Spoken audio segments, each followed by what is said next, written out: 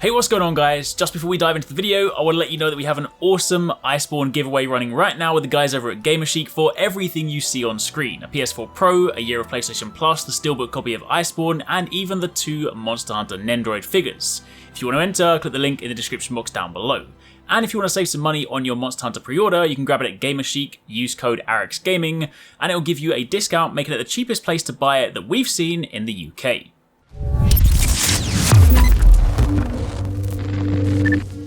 Hey, what's going on guys? Arekkz here, welcome back to another video for Monster Hunter World Iceborne, and today I want to take a look at the Acidic Glavenus armor. One of the things I want to do, now that Iceborne is launched, is take a look at some of the new subspecies and some of the new monsters, some of the kind of cool armor sets, and just kind of talk about interesting skills, or just armor sets that basically I really care about. Because Glavenus, if you guys have seen my videos in the past, is also one of my favourite monsters. I've always loved Glavenus armor. Glavenus armor just looks really, really cool, and the Acidic version just has this eerie sort of dark green, yellowy, goldy, black kind of colour to it, and it just looks very sinister, but also very awesome at the same time. And there's a few interesting pieces in here. It's got like one of those additional set bonuses that improves a skill. It's also got a few skills that you might want to take into certain fights later on in the campaign. So generally speaking, while it might not necessarily be the be-all and end-all best set in the game, there is definitely some value in taking a look at this one. So if we turn our attention to the actual set itself, this is of course the alpha and the beta side by side. They look quite similar, but of course if you look at some of the smaller details, the alpha one has that kind of dagger or that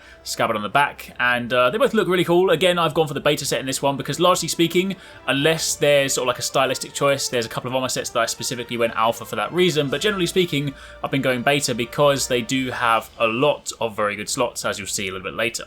If we turn our attention to the actual skills though, you will see that the first thing the set has is the Glavenus Essence 3-piece set bonus. This is the Maximum Might Secret. This is another one of those skills that raises the level of a pre-existing skill. As you can see, this allows Maximum Might to go beyond just level 3. We'll speak about that in just a moment. But this, if you guys saw my video the other day on, say, the Brachydios armor, you'll know that that is, of course, another set that does that same thing. And there are quite a lot of armor sets that have this bonus. They basically improve certain skills. Before we get to that though, Handicraft, of course, level 5. This set gives you complete Handicraft, maxed out, maximum plus 50 weapon sharpness. Very useful if you do happen to be having any of the Acidic Glavenus weapons, because, as I mentioned in the video the other day, the sharpness is pretty bad on those ones. But given that they are the new highest raw weapons, they're also things you are going to want to be using. So if you guys haven't seen that video, I'll link it down below. I did a video talking all about the new Acidic Glavenus weapons and why they're going to be so good, because the raw damage on them is just insane. So yeah, definitely check that out. That's linked down below. But if we turn our attention to Maximum Might, you can see because of the 3-piece Glavenus set bonus, we now have Maximum Might level 4. Now, the reason the armor set stops there is because going from level 4 to level 5 is basically a personal choice. So I feel like they created it in such a way so you're now left with that position where you can decide what you want to do. Maximum Might has changed in Iceborne. Previously in Monster Hunter World, it used to work whereby when your stamina was full, you gained the affinity boost, and then of course when your stamina depleted, it went away. Whereas now what happens with Maximum Might's level 1 through 4, when your stamina is maxed out and it stays maxed for a few seconds, then it activates the affinity boost for a period of time. So that basically means that if there are weapons that you have that kind of regularly deplete stamina, you can still get benefit out of Maximum Might because it allows you to stay capped out at the beginning, proc that buff, gain the affinity boost, go into an attack, and then a few seconds after, you lose the buff. However, if you switch from level 4 to level 5, it goes back to the way that it used to be, which is you gain that flat affinity boost as soon as the stamina gauge is full, but then as soon as it begins to deplete, you lose that straight away. So basically, being on that kind of teeter point between level 4 and level 5 allows you to make the choice whether you want the instant activation or whether you want to have the held one. I believe for Maximum Might level 4, the buff stays active for about 5 seconds after it activates, so you can then, have that little window to maybe charge up a Hammer Slam or go into, say, Demon Dance in your Dual Blades, something like that. So that's basically how it works now. Maximum Might can now go to level 4 and 5, provided you have the Glavenus Essence set bonus. Beyond that point, you have Effluvia Resist, level 2, which greatly reduces effluvial buildup. I will say this is something you will definitely want later on in the campaign. I won't say why just yet, but safe to say, Effluvia is something you're going to have to contend with a little bit later.